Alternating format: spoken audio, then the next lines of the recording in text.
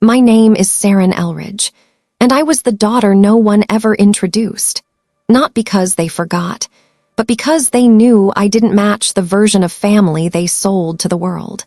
The night of the 30-year gala for Elridge Holdings, I stood quietly by the farthest pillar of the banquet hall. The entire building, steel bone to glass skin, was something I had spent 3 years designing, structurally, sustainably, silently. But my name wasn't on the invitation. It never was. Dad called it the crown jewel of his career. The Elridge legacy, he'd say in interviews. But when the building inspection papers came through, he'd conveniently blurred out the signature line. Mine, I didn't come to be seen that night. I came to remember who I really was. The chandeliers above shimmered like frozen applause. The guests floated from one gold-rimmed table to the next, sipping bourbon, praising the architecture. They had no idea the foundation under their feet carried my initials, carved into the first support beam, just once, like a whisper. My brother stood near the media wall, laughing too loud. My cousin handled the seating chart like she ran the stock exchange. And my father, Richard Elridge, in his double-breasted navy suit, lifted his glass toward a donor and said, "Every great man builds what no one else dares." That's how legacy works. Not a glance toward me, I approached with a drink in hand, not to toast, to return something. I handed him the engraved flask he'd lost years ago, the one Mom had hidden after their last screaming match. His fingers closed around it, eyes narrowing. "Still digging through things that aren't yours?" he muttered. I didn't respond. Instead, I nodded toward the table nearest the podium, the glass one. The one designed to hold the full weight of crystal, champagne, and polished lies. I had reinforced its legs months ago. No one noticed. No one ever did. That's when it happened. A guest, an architect from Austin, walked over, clasped my shoulder, and smiled at Dad. "You've got a brilliant daughter here, Richard. She's the reason this building stands, isn't she?" The silence that followed was so sharp I could hear my own pulse. My father set his glass down, not softly, not carefully. The base of the glass cracked the tabletop like a gunshot. He smiled tightly. "Some people are just born with delusions." Then he turned and raised his voice to the room. "To 30 years of real work." Applause followed, but none of it was for me. I didn't flinch. I didn't leave. I just stepped back into the shadows, where I've always been, and I waited. Because in exactly 54 minutes, the projector screen behind him would light up.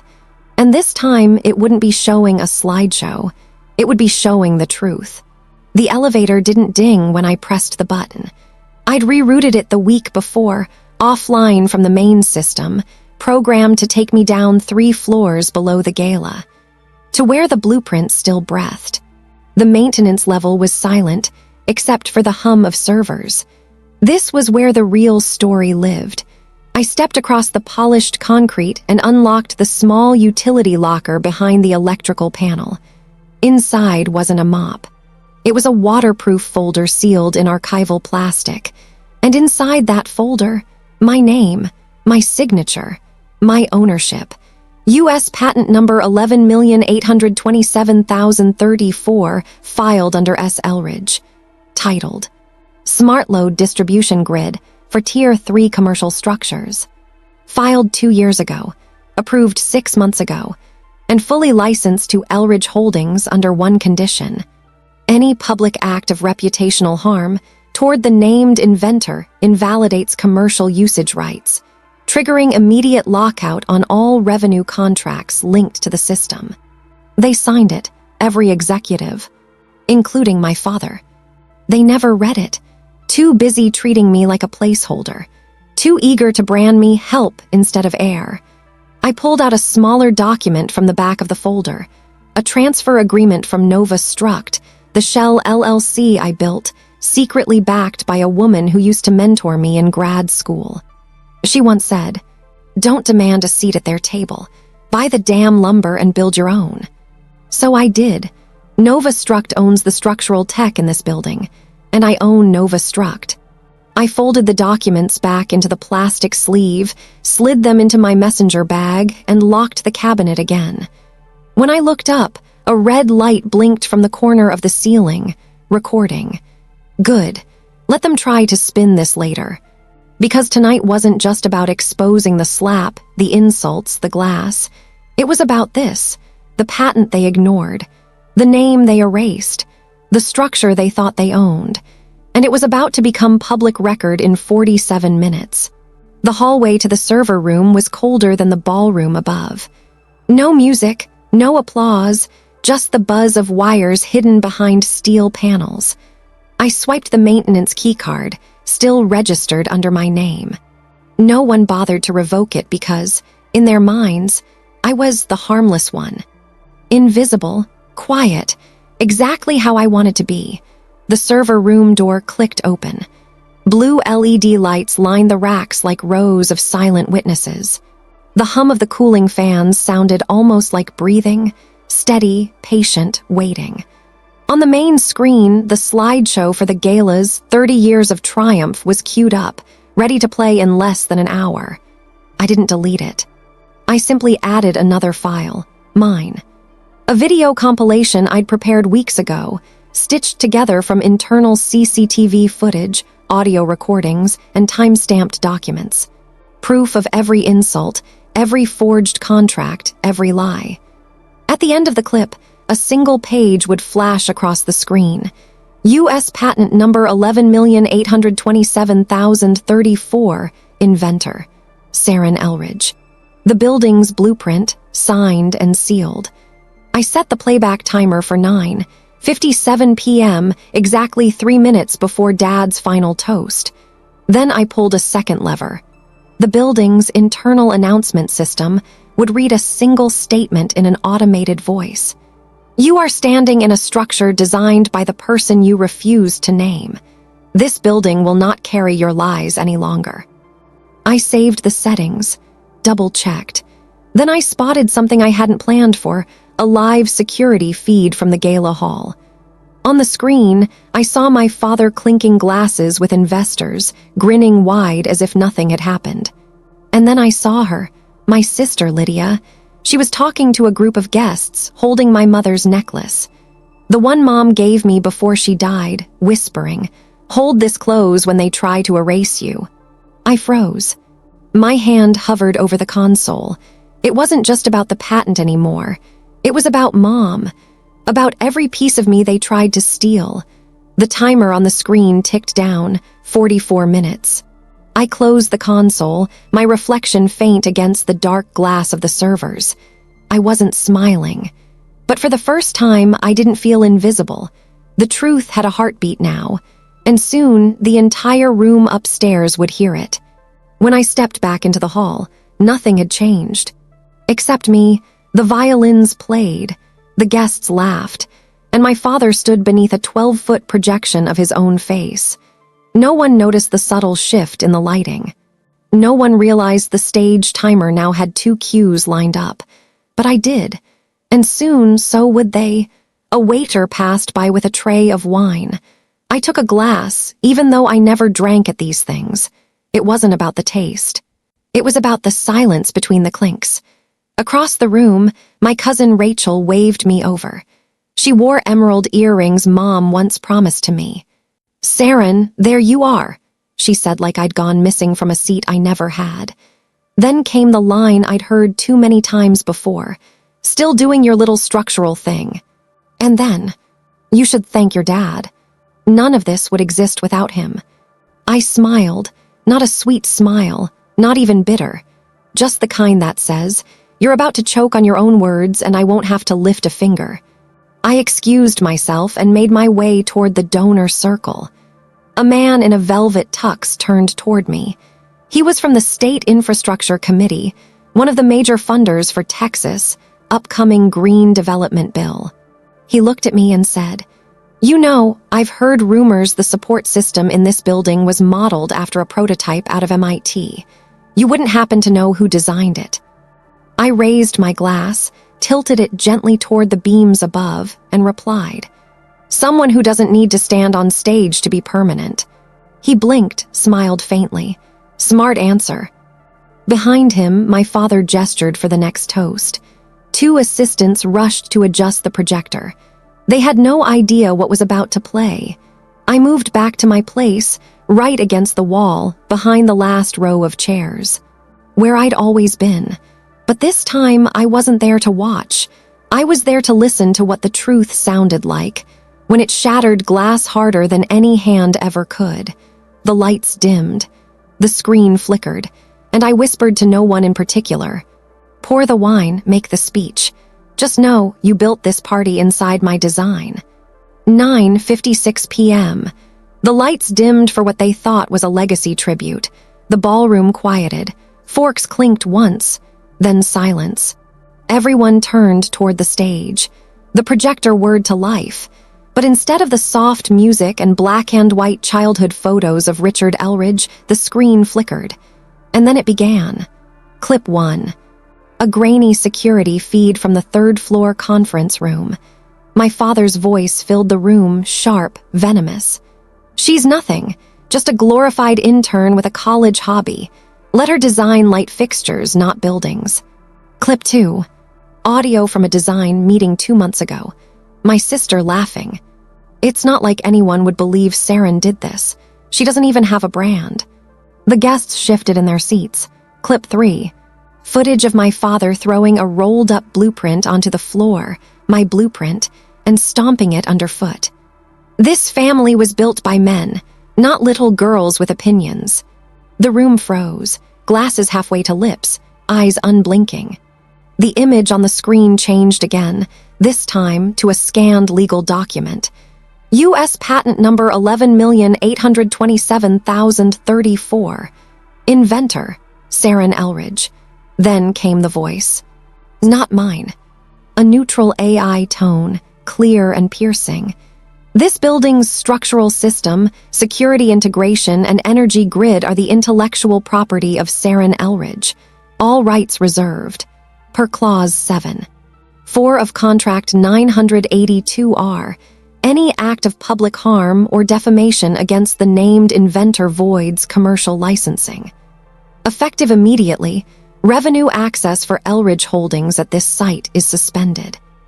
Gasps, a wine glass shattered against tile, chairs scraped back. Then came the best part, they looked for me. Every head turned, scanning the crowd for someone no one ever bothered to see. And there I was, still standing in the shadow of the final pillar. Still quiet, still watching, but no longer silent. My father's voice finally cracked through the noise. Who did this? Turn it off. But no one moved. Not the AV guy, not the intern, not even my brother. They all just stared at the screen, at the contract, at my name, like it was the first time they'd ever truly read anything. I took one slow step forward, not toward the stage, but toward the truth. And for the first time in 30 years, every voice in that room shut up when I walked. I didn't wait for applause. There wasn't any. Just the sound of whispers colliding like broken glass, the scraping of chairs, and the sharp silence of men trying to figure out how they lost control in a building they thought they owned. I walked out without looking back. My heels echoed down the marble hallway. Outside, the air was cooler than I expected. Not freeing, just quiet, like a space waiting to be filled with something real. I sat in the car, didn't turn the engine on. The glow of the gala hall flickered behind me in the rearview mirror, like a dying fire pretending it still had heat. Then, buzz, my phone lit up, a number I hadn't seen in over 4 years. Madison Kell, my old professor. One of the few people who ever looked at my designs and didn't ask, "Did your dad help you with this?" I let it ring once, twice, then answered. Her voice was calm, not surprised. "I saw it," she said. "It was surgical." "You ready for what comes next?" I didn't speak, just exhaled. Then she said the words I didn't expect from anyone that night. "You did what legacy men never expect from legacy daughters. You built in silence, then pulled the ground out from under them. I've got someone you should meet. State-level project, green infrastructure. They're not calling your father." Silence, then. They're calling you, Seren. I closed my eyes. Not to cry, I was past that. I just needed 1 second to breathe in a world where someone, anyone, finally said my name and meant it. The next morning, I arrived before the building opened. No one saw me come in. That's how I preferred it. I wasn't there to meet with lawyers, or explain anything to the board, or even return the dozens of missed calls flashing across my screen like sirens. I came to leave something behind. In my coat pocket was a small black velvet box, dusty around the edges. I hadn't opened it in years. Inside, a pair of gold cufflinks. Engraved with the initials RE, they were a gift, from my mother to my father. On the day he closed his first deal. She saved for weeks, picked them out herself, had them inscribed. I remember because I was the one who handed them to him, wrapped in white tissue paper. He opened the box, stared at the contents, then laughed. Real men wear silver, not cheap gold. He tossed them on his desk and never wore them. Mom told me later that night with a forced smile. He doesn't always know how to accept love, Seren, but one day he'll understand. He never did. I walked into his office now, empty, quiet, too clean. The kind of sterile rich man's room built to look like legacy, but hollow inside. I placed the cufflink box dead center on the desk. No note, no explanation. Just the weight of what had always been there and what would never belong to him again. Before leaving, I whispered, not to him, but to the chair he used to sit in. You don't get to wear symbols of loyalty when you never gave any. You don't get to keep tokens of honor when you tore mine apart. Then I turned and walked out, past the receptionist who didn't even look up, and into the sunlight that didn't ask for my permission to shine. 2 weeks later, the gala headlines were gone. The news cycle had moved on. But the structure still stood, solid, silent, unmoved by anyone's approval. I stood alone in front of a new building now, smaller, simpler, but this one had something the last one didn't. My name, etched not in granite, not in gold, but in the steel of the foundation permit, in the corner of every blueprint, and engraved quietly on the metal bench beneath the entryway sign, the Miriam Pavilion, designed by Seren Elridge, for the ones they called background noise. This one wasn't for clients, wasn't for family photos. It was for students, for young engineers, for girls who were told to draw instead of build. Inside, a girl no older than 12 sat in the common area, tracing her fingers along the light-reactive wall I helped design. Her mother leaned toward me, not recognizing me at first. "You work here?" she asked. I smiled. "No," I said softly. "I built it." She blinked. Then, "They say this building can survive a Category 4 hurricane. Is that true?" I looked up at the roof line, then back at her. I designed it to survive worse. That afternoon, I sat on the same bench outside, the steel still warm from sunlight. My phone buzzed. Another request, this time from the state board, asking me to consult on a resilient housing project for coastal towns.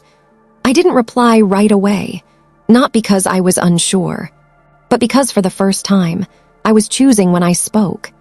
And choosing how, the wind picked up. Behind me, a plaque caught the light, small, almost invisible unless you knew to look. "Structures don't lie, people do." I leaned back, closed my eyes, and let the quiet surround me. They tried to erase me with silence, but I rebuilt that silence into something no one could tear down. Not a scream, not revenge, just truth made permanent.